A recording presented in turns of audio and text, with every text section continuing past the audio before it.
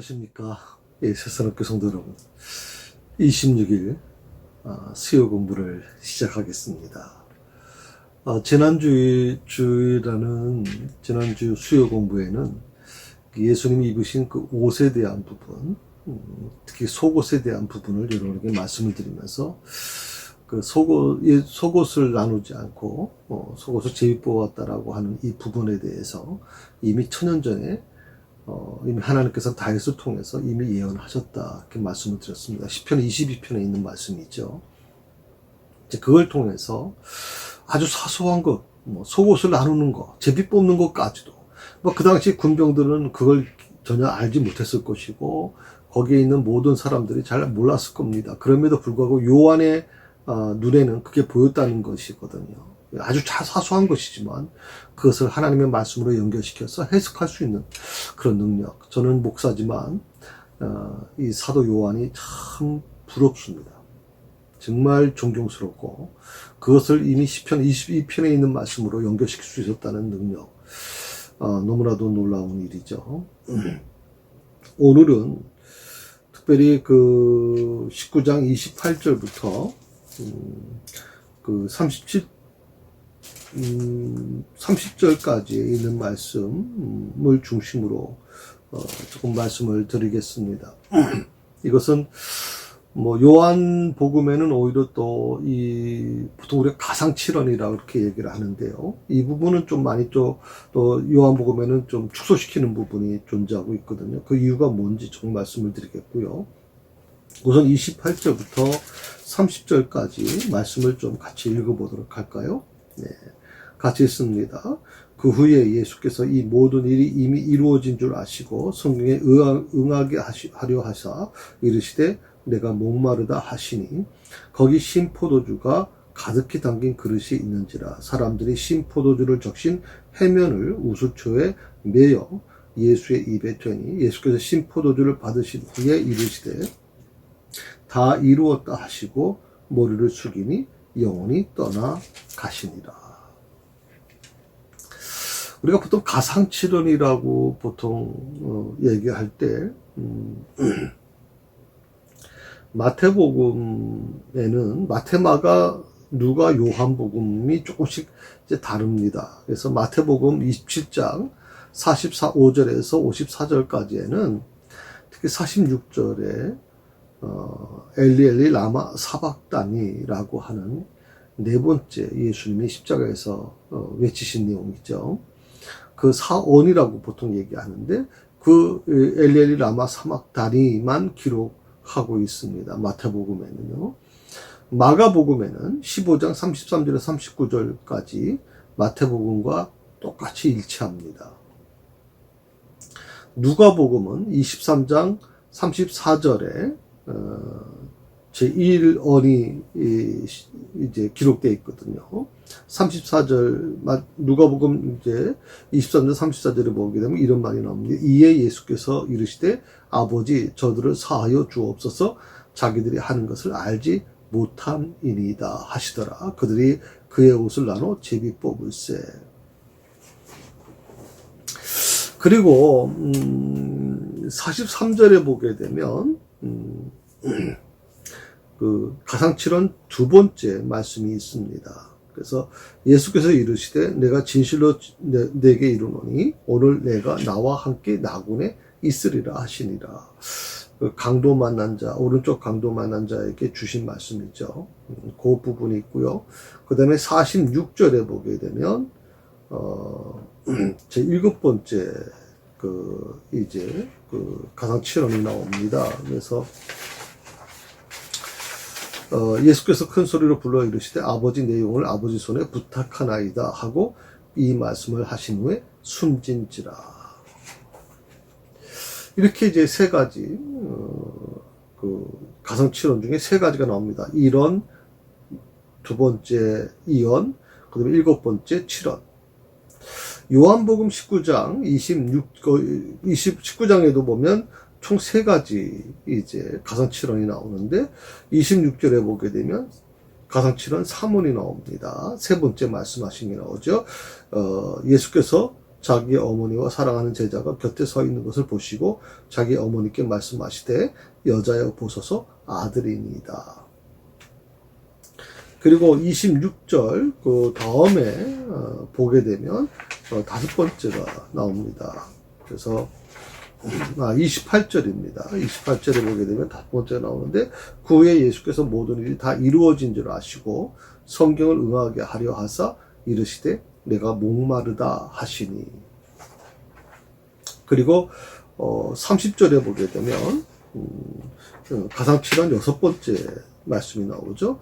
예수께서 신포도주를 받으신 후에 이르시되 다 이루었다 하시고 머리를 숙이니 영혼이 떠나 가시니라.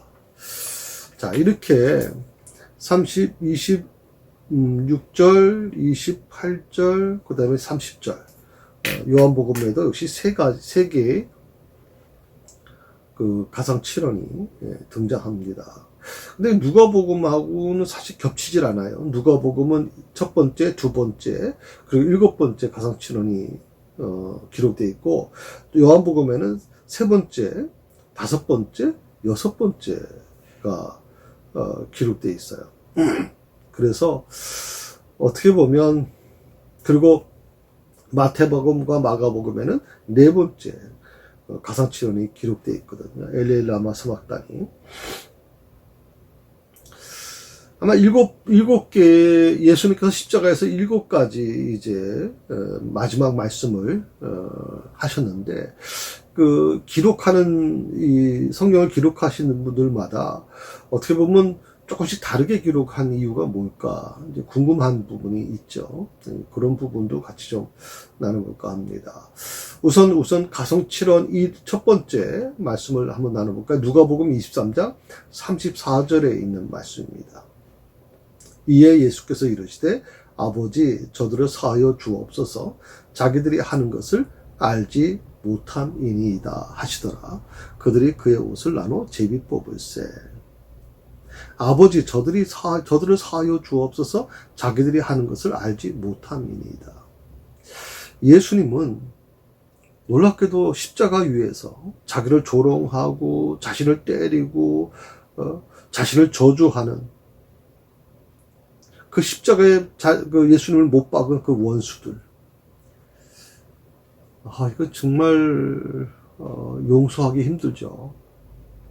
정말 용서하기 힘든 겁니다. 근데 그들을 향해 용서해달라고 기도하고 있습니다. 중보하고 있는 거죠.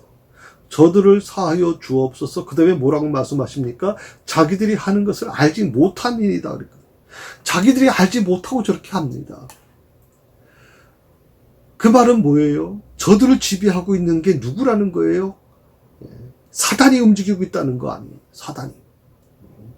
사람의 힘으로는 저렇게 할 수가 없죠. 불과 일주일 전만 해도 그렇게 예수님을 환호성하고 만왕의 왕이라고 호산나 외치던 그들이 일주일 만에 변해가지고 그 예수님을 십자가에 못 박게 하고, 그리고 조롱하고, 그리고 저주하는 모습들, 그리고 그 피를 나와 내 후손들에게 돌리라고 하는 이 사람들의 모습을 보면서 그게 그들의 생각으로 이루어진 게 아니라는 거죠. 예수님도 아신 거죠. 그것은 사단이 이미 작용했다고 생각하는 겁니다. 사람이 인간의 생각을 다 통제하고 인간의 마음을 통제했기 때문에 어쩔 수 없는 것입니다 라고 말씀하고 있는 거예요. 그러므로 저들을 사해 주십시오. 왜 사해달라는 겁니까? 자기들이 하는 것을 알지 못하기 때문에. 자기들이 하는 것이 뭔지도 모른 채 저렇게 행동한 것에 대해서 그러니 저를 용서해달라고 하는 것이거든. 원수까지도 용서하고 사랑하시는 그 주님의 사랑으로 인해서 우리는 하나님의 자녀가 된 겁니다. 마치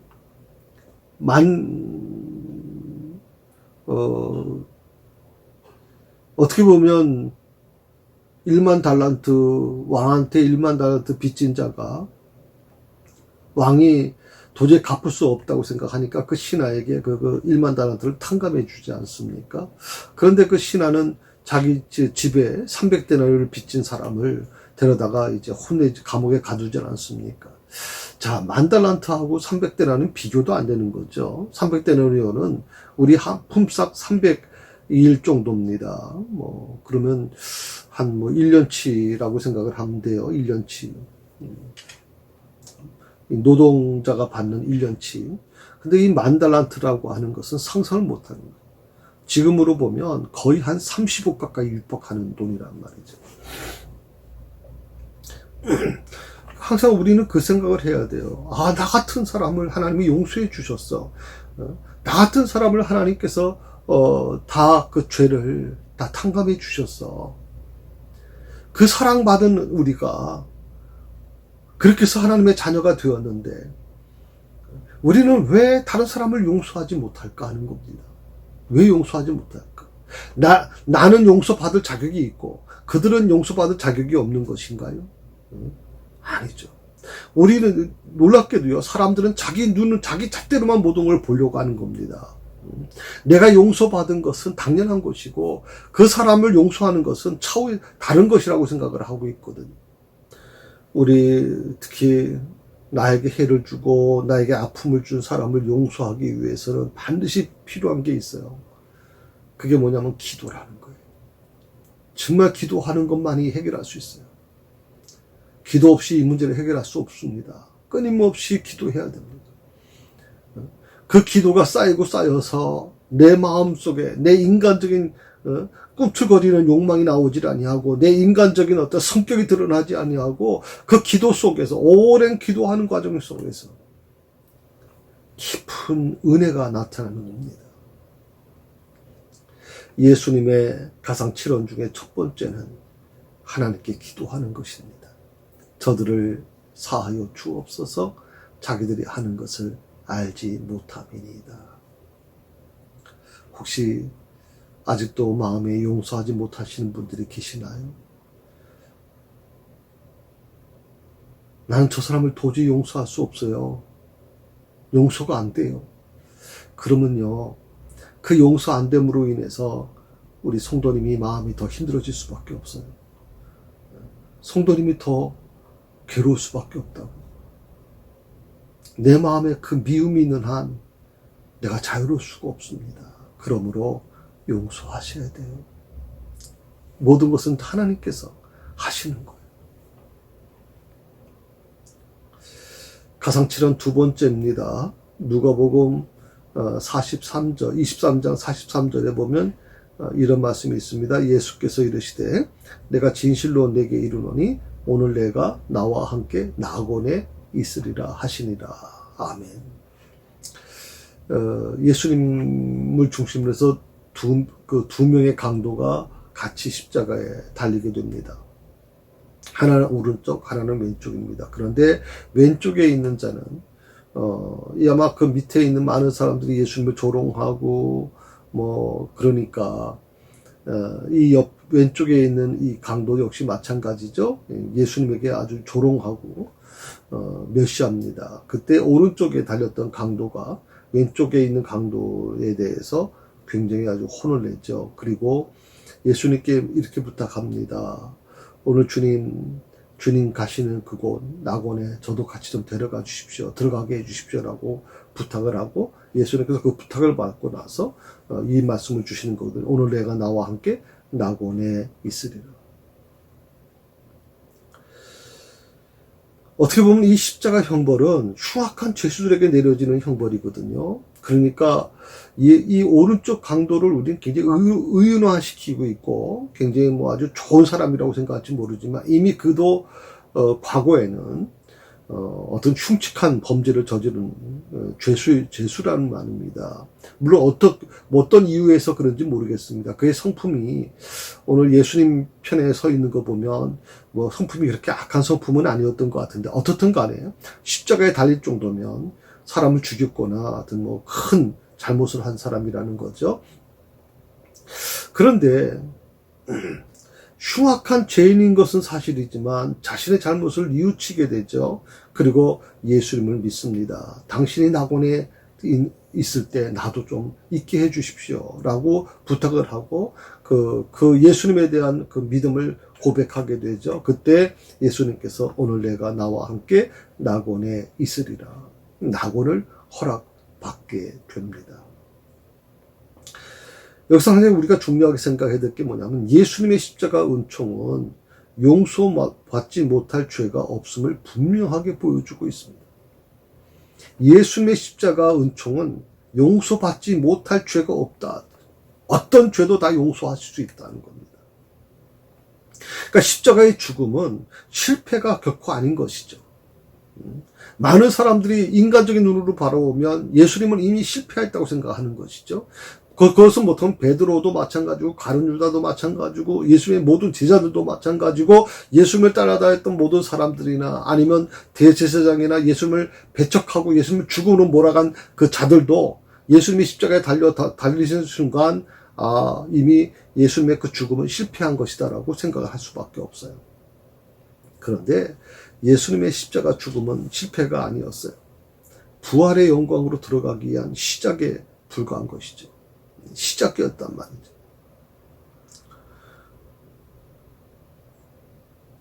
그러니까 부활의 영광에 들어가기 위해서는 반드시 이 십자가의 죽음이 필요한 것인데, 그렇기 때문에 우리가 항상 이 두 가지를 보게 될 겁니다. 하나는 십자가의 죽음과 예수님의 부활하심. 그런데 많은 사람들이 이 부활하심에 대한 부분에 집중합니다. 그래서 십자가의 고난에 대해서는 웬만하면 잘 기억 안 하려고 한단 말이죠. 그런데 십자가의 죽음 없이, 십자가의 고난 없이 과연 이 부활이 존재할 수 있냐는 것이거든요. 십자가의 죽음, 십자가의 고난은 어떻게 보면 실패가 아니라 부활로 가는 시작이다라고 하는 거예요. 부활로 들어가고 있는 문이라고 하는 것이거든요. 그래서 우리도 천국 소망 가지고 많은 사람을 천국으로 인도하는 삶을 살아야 되겠다 하는 것입니다. 그게 바로 오늘 내가 나와 함께 낙원에 있으리라. 예수님은 마지막 죽음 앞에서도 한 사람의 영혼을 구원해내는 것을 보게 되죠. 자, 가상칠언 세 번째입니다. 요한복음 19장 26절에 있는 말씀인데, 제가 오늘은 28절부터 제가 읽었습니다만은 26절에, 특별히 이 요한은 이 가상칠언 세 번째를 오히려 제일 앞에 뒀습니다. 그래서 예수께서 자기 어머니와 사랑하는 제자가 곁에 서 있는 것을 보시고 자기 어머니께 말씀하시되 여자여 보소서 아들이니이다 하시고, 사실 이 마리아는 천사로부터 이미 예언을 들었죠. 자기 몸에 잉태한 이 아이가 동정녀로 태어났고 잉태됐고, 그 다음에 이 아이가 세상을 구원할 메시아라는 것을 이 마리아는 이미 알고 있습니다. 그러나 그렇다 할지라도 이 어머니로서의, 육신의 어머니로서의 이 마리아의 마음, 사랑하는 아들 장남 예수님이 십자가에 달려 돌아가시는 죽는 모습을 보면서 정말 슬픔과 고통에 잠겨 있습니다.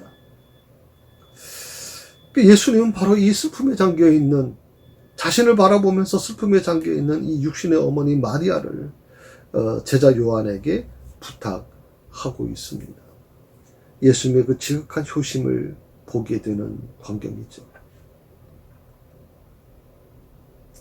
이 말씀을 통해서 우리는 정말 하나님을 사랑하는 것이 이웃을 사랑하는 것이다. 그러니까 여러분 잘 기억하셔야 됩니다. 하나님을 사랑한다고 하면서 이웃을 사랑하지 못한다면 이것은 잘못된 것입니다.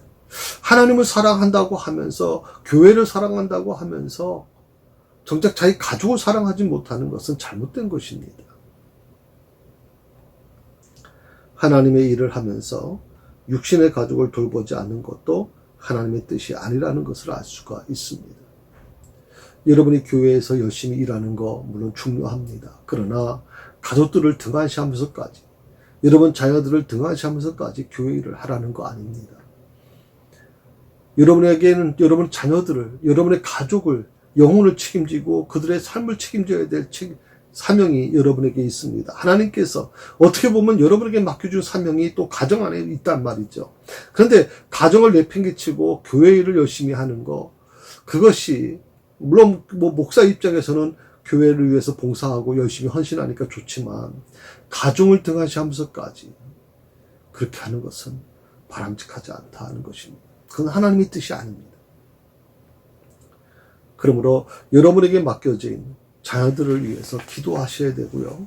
그 자녀들이 올바르게 하나님 앞에 설 수 있도록 여러분 정말 최선을 다하셔야 됩니다. 그게 부모로서 하셔야 될 책임이라고 저는 생각을 합니다. 가상칠언 네 번째입니다. 네 번째 있는 말씀을 한번 보실까요? 특히 마태복음, 이 가상칠언 네 번째는 마태복음과 마가복음에만 나온다 그랬습니다. 다른 가상칠언 7가지 중에 마태복음에는 딱 하나만 나옵니다. 바로 이 네 번째 가상칠언인데, 마태복음 27장 46절에 제9시쯤에 예수께서 크게 소리질러 이르시되 엘리 엘리 라마 사박다니 하시니 이는 곧 나의 하나님 어찌하여 나를 버리셨나이까 하는 뜻이라. 나의 하나님 어찌하여 나를 버리셨나이까. 이 순간은 예수님께서 온 인류의 죄를 지시고 십자가에서 죽는 순간이기 때문에 하나님께 버림받는 아픔과 고독을 경험하셨을 거라고 생각합니다. 이 순간만은 예수님이 이 땅에 오신 목적이 바로 이거거든요. 이 인류의 모든 죄를 혼자 뒤집어 쓰시고 어린 양이 되셔서 이제 제물로 드려져야 되는 것이란 말이죠. 그렇기 때문에 용서라는 게 존재하지 않아요. 그 어린 양이 불쌍하다고 해서 제물로 드려지지 않는다면 그 제물은 아무 의미가 없는 거죠. 제물은 제물로서의 사명을 감당해야 되는 겁니다. 그 제물로 드려지면 어떡합니까? 이제 제물을 담당하는 제사장이 그 제물을 전부 다 각을 뜯게 됩니다. 양쪽으로 각을 떠서 보통 이제 배를 가르고 그 각을 뜨는 이제 과정들이 나오죠. 그런 어떤 피 흘림이 있어야만 가능한 것이거든요. 그러니까 예수님께서 십자가에서 죽는 그 순간 예수님께서 엘리 엘리 라마 사박다니 하나님 나의 하나님 어찌하여 나를 버리십니까? 라고 하는 이 외침은 하나님께 버림받는 자로서의 아픔과 고독을 경험하는 겁니다. 지금까지 예수님은 하나님을 위해 사셨습니다.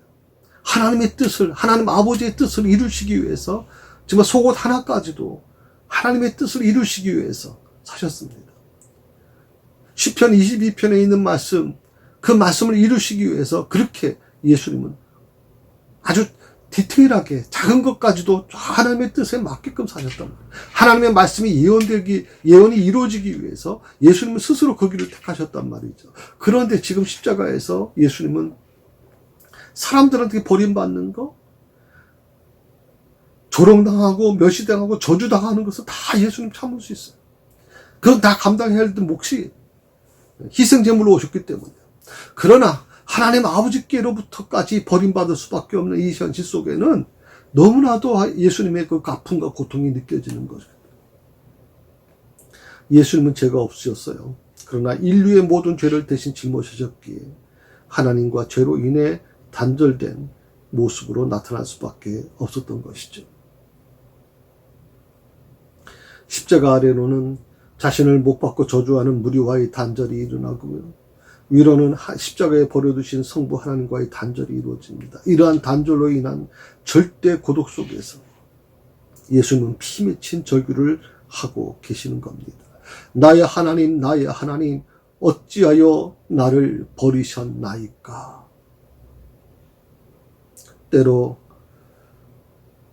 우리의 삶도 마찬가지죠. 예수님을 따라가지만 버림받은 것 같은 고독을 경험할 때가 있어요. 그것은 목회자도 마찬가지입니다. 목회자도 정말 주님을 위해서 모든 걸 버리겠다고 이 길을 가지만 때로는 정말 버림받은 느낌을 받을 때가 있어요. 특히 성도들로부터, 사랑하는 우리 성도들로부터 때로는 여러 가지 힘든 일을 겪으면서 정말 외롭고 힘들 때가 많아요. 그럴 때마다 한없이 교회에 혼자 와서 또 기도원에 올라가서 혼자 한없이 정말 눈물이 마를 정도로 그렇게 후렴기도가 내려옵니다. 그런데 그 속에서 그래도 희망을 갖게 되는 것은 뭐냐면, 그래도 하나님은 나를 버리지 않으시니까, 그래도 하나님은 나를 지켜주시고 내 편이 돼 주신다고 믿기 때문에, 그래서 그것이 힘이 되는데, 예수님은 하나님 아버지까지 버림받을 수밖에 없었을 때 얼마나 예수님은 힘드셨을까 생각을 해봅니다. 십자가의 복음을 전할 때 때로는 뭐 하나님을 모르는 불신 가족이나 친구들 사이에 어떻게 보면 고독을 경험할 때도 있죠. 왕따를 당하기도 하고 버림을 받기도 하고 그게 소외감을 느끼기도 합니다. 그런데 우리가 기억해야 될 게 뭐냐면, 고독해질수록 하나님과 더 가까워지고 있다는 것을 기억하셔야 됩니다. 고독해질수록. 그래서 우리 하나님 믿는 사람들은요, 좀 고독을 좀 배우는 훈련이 필요해요. 혼자 있는 시간을 가지셔야 돼요. 이 사람들은요, 늘 주변에 누가 있어야 뭐 좀 행복하다고 생각하는 분들이 있어요. 혼자 있으면 굉장히 힘들어하는 분들이 많아요. 그런데 저도 목회의 길을 걸어가면서 사실 목회자는요, 일반 친구들하고 일반 세상 사람들하고 좀 반대의 삶을 삽니다. 왜냐하면 뭐 일반 세상 사람들은 보통 5일간 직장 다니고 또 토요일날 주일날 또 가족끼리 모임을 갖고 친구들과 모임을 가질 수 있잖아요. 근데 저는 또 토요일날 주일날은 일체 어떤 모임도 가지지 못하거든요. 결혼식도 안 갑니다. 그러다 보니까 점점점 뭐 좀 멀어질 수밖에 없습니다. 우리 첫째는 그렇다 하지만 우리 둘째 백남욱 전사도 일반 대학을 졸업했는데 하물며 잘 못 만난다 그래요. 왜냐하면 평일날 주로 시간이 있는데 주말에는 뭐 당연히 뭐 예배 준비 또 전도사로서 또 부서를 맡아서 일을 하다 보면 만날 시간이 별로 없거든요. 그러다 보니까 점점점 주변의 친구들이 떠나가게 되고 관계가 어려워집니다. 그래서 이 고독해진다는 이 고독해지는 것이 익숙해지지 못한 사람들은요, 목회가 힘들 수밖에 없어요. 우리 성도들도 마찬가지. 신앙생활이 참 힘들 수밖에 없는 이유가 뭐냐면, 신앙생활을 열심히 하려다 보니까 세상과 점점 어려워져요. 친척들과 점점 멀어져요. 친구들과 멀어져요. 이런 걸 두려워하는 사람들이 많단 말이죠. 그래서 혹시 여러분들 신앙생활 바로 하시려고 하면 고독함을 좀 배우라. 고독을 즐기는 훈련을 좀 하라. 말씀을 좀 드리고 싶습니다. 다섯 번째, 가상칠언 다섯 번째입니다. 요한복음 19장 28절에 있는 말씀인데, 같이 읽어볼까요? 그 후에 예수께서 모든 일이 이미 이루어진 줄 아시고 성경을 응하게 하려 하사 이르시되 내가 목마르다 하시니. 여기서 중요한 게 뭐냐면, 모든 일이 다 이미 이루어진 줄 아시고 라고 했어요. 그리고 성경을 응하게 하려 하사라고 나오고 있거든요.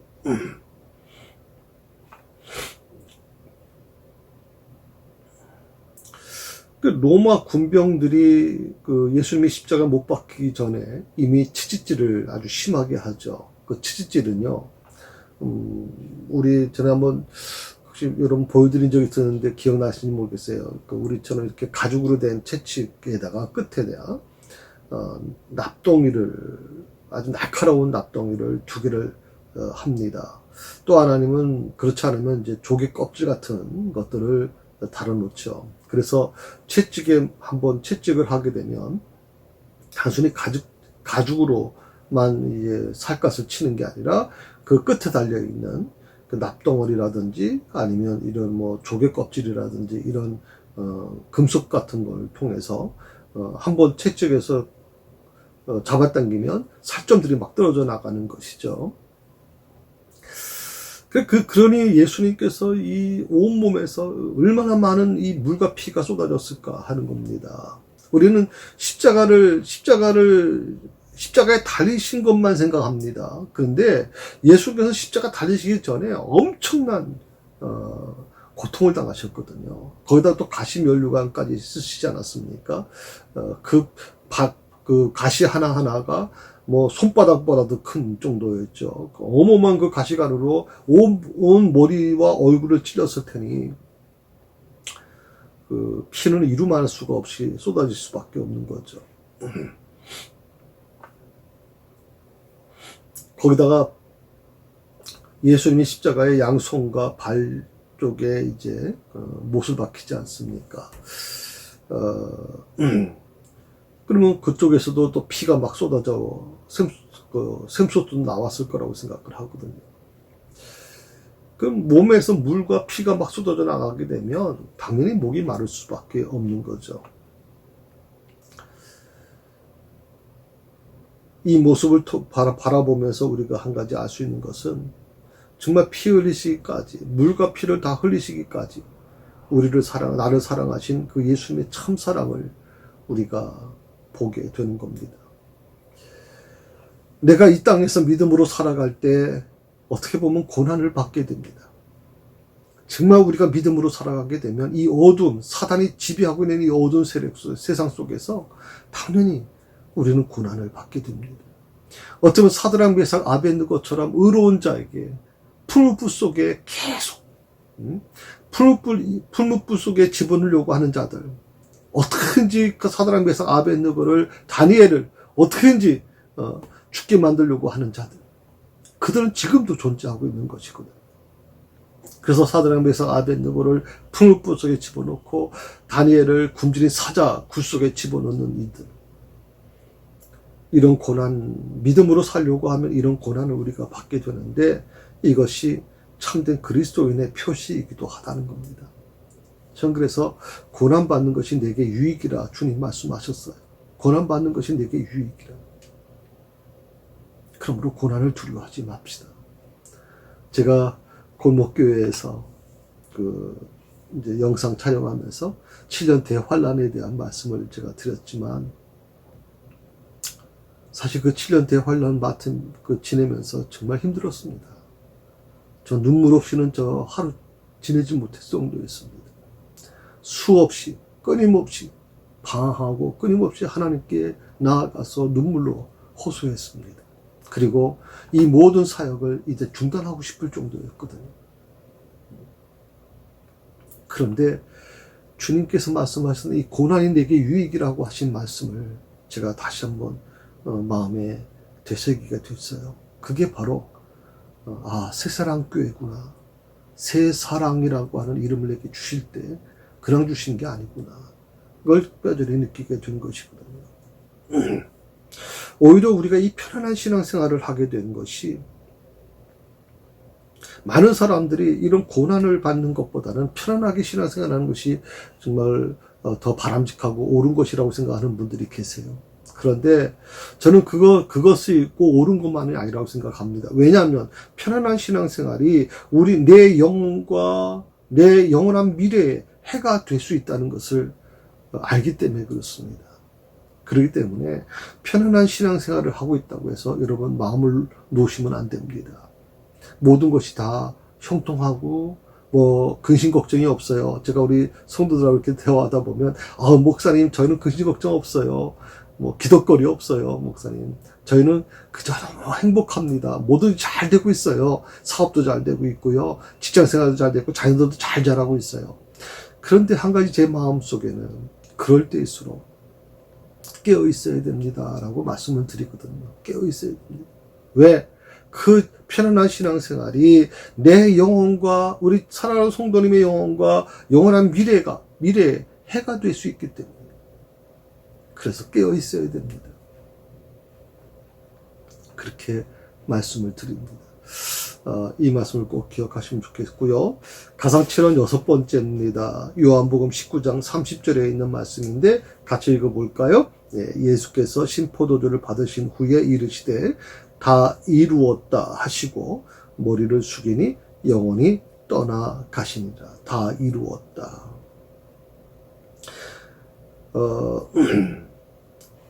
그 다 이루었다라고 하는 이 말씀은 어떻게 보면 우리의 구원, 인류의 구원을 다 이루셨다는 말씀입니다. 예수님이 이 땅에 오신 목적을 다 이루셨다는 것이거든요.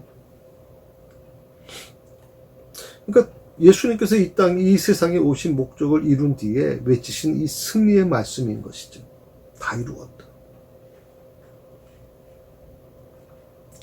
우리는 이 말씀 속에서, 다 이루었다라고 하는 이 말씀 속에서 성부 하나님의 뜻을 다 이루어드린 예수님의 그 절대적인 순종을 보게 돼요.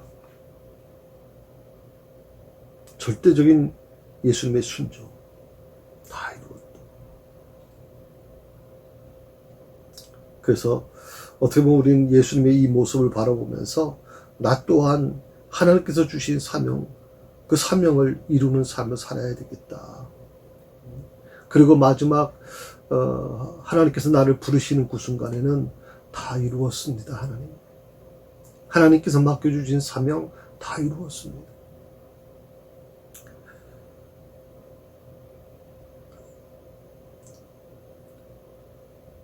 그 사명, 내게 맡겨주신 사명 다 이루게 해주셔서 감사합니다. 하나님. 이제 조금의 후회도 없습니다. 이젠 빨리 주님 곁에 가고 싶습니다. 사도 바울의 마지막 그 고백처럼 오늘 우리도 그런 고백의 주인공이 되어야 되지 않겠나. 우리의 사명이 뭘까요? 우리 각자 은사를 통해서 우리 어떻게 보면 나 한 사람 한 사람의 어떤 하나님이 주신 각자의 은사가 있거든요. 그 은사를 통해서 십자가 복음을 전하는, 그래서 영혼을 구원하는 것이 어떻게 보면 우리의 사명이고 내 사명이거든요. 어떤 자들에게는 물질의 축복을 주셨다면 그 물질의 축복을 통해서 복음을 전하시도록 그 도구를 쓰셔야 되겠고요. 어떤 이들에게는 건강의 축복을 주셨다면 그 건강을 가지고 정말 복음 전하는 곳에 쓰여주시면 좋겠고요. 어떤 자들은 말을 잘하는, 어떤 성도들은 말을 잘하는 은사를 주신 분이 있어요. 그런 분들은 그 말을 잘하는 몸을 통해서 불신자를 전도하는 데 사용하면 좋겠어요. 어떤 사람들은, 어떤 성도들은요, 굉장히 신뢰감을 주는 분이 있어요. 어떤 믿지 않는 분들하고 만나도 참 그분만 있으면 신뢰감을 준다 그래요. 그런 신뢰감을 갖는 사람들에게는 또 그것이 필요한 부분이 있거든요. 다 이루었다라고 하는 또 다른 표현은 하나님께서 이 땅에 사명을 주어서 보낸 우리의 필요를 다 이루어 놓았다는 뜻이기도 합니다. 이미 다 이루어 놓은 것을 기도로 찾아가는 겁니다. 이미 다 이루어 놓은 것을 기도로 찾아간다. 하나님께서 우리에게 다 모든 걸 준비해 놓으신 거예요. 준비해 놓으신 것을 우리는 기도를 통해서 하나씩 찾아가는 거예요. 아, 나는 이 말씀이 너무 행복해. 내가 기도하고 나서 하나님께서 그때 준비해 주시는 게 아니라 이미 하나님께서 다 준비해 놓으신 거예요. 기도만 하면 얼마든지 우리는 그것을 찾아갈 수 있단 말이죠. 다 이뤘다라고 하는 말씀이 우리에게 큰 힘이 됩니다. 가상칠한 7번째입니다. 누가복음 23장 46절에 있는 말씀이죠. 예수께서 큰 소리로 불러 이르시되 아버지 내 영혼을 아버지 손에 부탁하나이다 하고 이 말씀 하신 후 숨지시니라.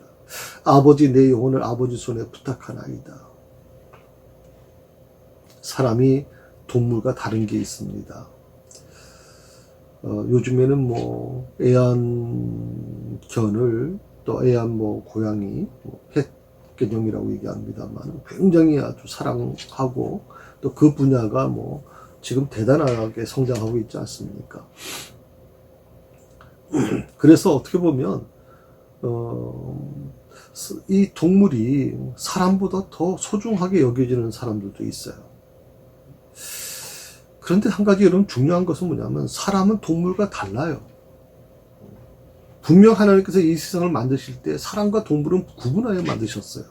사람은 하나님의 형상대로 만들었고요. 동물은 말씀으로 만드셨어요. 어떻게 보면 사람을 위해서 벌거벗은 그 아담과 하와를 위해서 하나님이 동물을 잡아서 가죽 옷을 입혔다는 것은 굉장히 우리에게 많은 것을 제공해 주는 거거든요. 그런데 사람은 동물과 다른 것 중에 하나가 뭐냐면 영혼이 있다는 거예요. 동물에게는 영혼이 없어요. 그러니까 사람과 동물이 다른 것은 영혼이 있느냐 없느냐의 차이거든요. 그러니까 그 영혼이 육체로부터 떠나갈 때 죽게 되는 거거든요.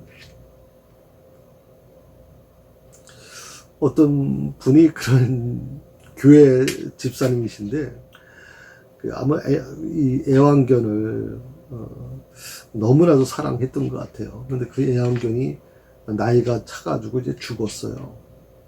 그랬더니 목사님에게 그 애완견이 자식처럼 여겨졌기 때문에 장례식을 해달라고 부탁해서 목사님이 너무 당황이 돼가지고 충격을 받았다 이렇게 얘기를 하고 있거든요. 여러분 기억하십시오. 동물은 영혼이 없습니다. 영혼은 오직 사람만이 있는 것입니다. 그래서 영혼이라고 하는 걸 뭐라고 표현하면 생명이라고 표현을 합니다. 예수님은 십자가 위에서 돌아가시기 전에 자신의 영혼을 아버지께 맡깁니다. 그리고 하나님이 모든 생명의 주관자이심을 우리에게 보여주고 있는 것이죠. 내 영혼을 아버지께 맡깁니다.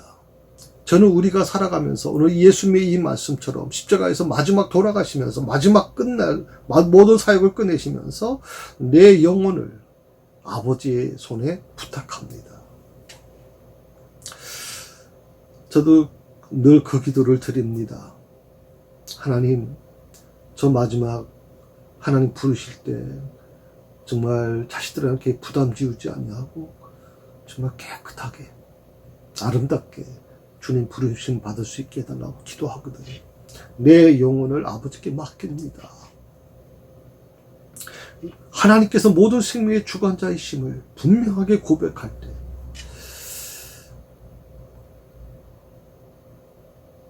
우리의 삶은 어떻게 달라질 것인가? 예수님의 죽음은 그리스도인이 생을 어떻게 마무리해야 되는지를 잘 가르쳐주고 있습니다. 하나님 믿는 사람의 생을 어떻게 마감해야 되는가?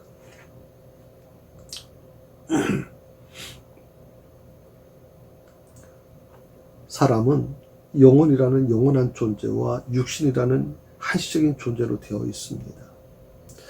영혼이라는 영원한 존재와 육신이라는 한시적인 존재. 죽음은 바로 이 영혼과 육신이 분리되는 것이거든요. 영원한 존재와 한시적인 존재라고 하는 육신이 분리되는 것.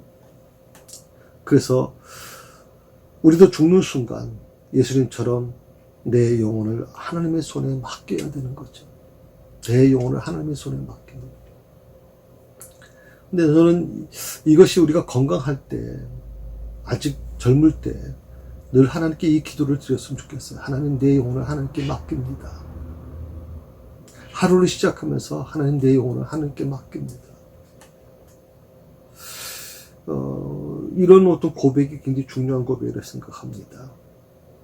가상칠언의 말씀은 예수님의 고난과 구원을 아주 압축적으로 보여주는 말씀이거든요. 이 가상칠언을 통해서 어쩌면 십자가에 달리신 주님의 고난과 인류 구원을 향한 주님의 무한한 사랑을 발견할 수가 있게 됩니다. 특히 주님께서 십자가에서 하신 마지막 말씀, 다 이루었다라고 하신 말씀. 그 말씀은 어떻게 보면 우리에게 굉장히 큰 위로를 줍니다. 주님께서 이 땅에 오신 목적이 바로 그것을 위해서, 영혼 구원을 위해서 오신 것이고, 그 영혼 구원을 위해 오신 목적을 다 이루셨다는 거거든요. 다 이루셨다. 그리고 십자가 죽음을 통해서 우리의 삶에 필요한 모든 것을 구원하셨죠. 그리스도인이 누구냐? 기독교인이 어떤 사람들이냐? 하나님으로부터 선택받은 사람들입니다. 그리고 그들에게는, 우리들에게는 특별한 하나님의 사명이 있습니다. 그 사명이 뭡니까? 전도입니다. 건강을 여러분 건강하시다면 그 건강을 가지고 전도하십시오, 여러분. 물질을 주셨으면 그 물질을 전도에 좀 쓰십시오. 여러분, 정말 하나님께서 여러분에게 말주변을 주셨어요. 그 말주변 정말 전도를 위해 좀 쓰셔요. 어떤 분들은 정말 인간관계가 뛰어나신 분들이 있어요. 그 인간관계 뛰어난 그 능력을 가지고 전도에 좀 사용하세요, 여러분.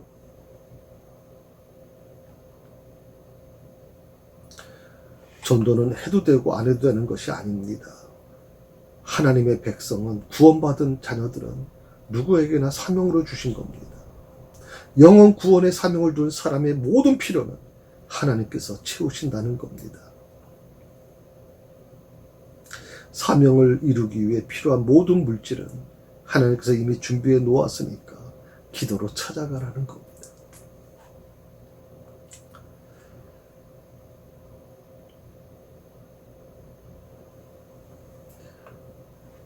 사실 십자가에서 예수님이 이제 죽으셨을 때 많은 사람들이 실패한 것이라고 생각을 했습니다. 그런데 3일 뒤에 예수님이 부활하시죠. 그리고 세상에 대해 당당하게 승리하시는 예수님의 모습을 선포하고 있습니다. 항상 우리가 예수님의 죽음과 부활, 이 두 가지를 꼭 기억하시면서 우리가 살아가면서 내 삶에도 죽음과 부활이라는 게 언제든지 교차할 겁니다. 죽음이라는 고통, 정말 절망, 좌절감이 우리 삶을 지배할 때가 많을 것이고요. 그러나 예수님처럼 그 죽음 앞에서, 절망 앞에서, 흑암 앞에서 당당하셨던 것처럼, 그리고 그것을 부활을 통해서 완전히 회복시켜 나가신 것처럼 우리 삶에도 바로 이 두 가지 중 두가 교차할 텐데 마지막은 부활로 매듭져 나갈 것입니다. 우리에게는 그런 소망이 있습니다. 성도 여러분, 다시 한번 이 소망을 여러분 것으로 만드시길 바라고, 하나님께서 모든 걸 준비해 놓으셨다 그랬습니다. 전도를 위해서 필요한 물질 다 준비해 놓으셨으니까 우리가 기도로 찾아가기만 하면 된다. 그렇습니다. 그렇게 우리 열심히 한번 살아보십시다. 그리고 승리하십시다. 특히 우리 교회는 연로하신 분들이 많습니다. 제가 은퇴식을 안 한다 그랬죠. 하나님 부르시는 그날이 우리의 은퇴가 될 것입니다. 그러므로 남겨진 그 시간들 아끼면서 최선을 다해서 주를 위해서 봉사할 수 있기를 바랍니다. 기도하십시다. 감사합니다. 오늘 주신 이 가상 7원에 있는 말씀을 깊이 묵상합니다. 예수님께서 십자가 위에서 말씀하셨던 이 7가지 말씀이 내 마음속에 깊이 아로 새겨져서 내 삶에 있어서 힘들고 어려울 때마다, 때로는 하나님 죽음의 그늘 같은 정말 고통에 내 삶을 지배한다 할지라도 또다시 하나님께서 그것을 통해서 예수님께서 마지막 그 고통을 통해서 오히려 승리를 선포하신 것처럼 우리의 삶에도 그런 은혜가 넘칠 수 있도록 주여 도우시고 인도하여 주옵소서. 부활의 기쁨이 우리 삶에 있을 것입니다. 그 부활의 놀라운 은혜를 우리가 늘 체험하며 살아가는 저희들 되게 하여 주옵소서. 한 주간 지켜주심을 감사하오며 예수님의 이름으로 기도드립니다.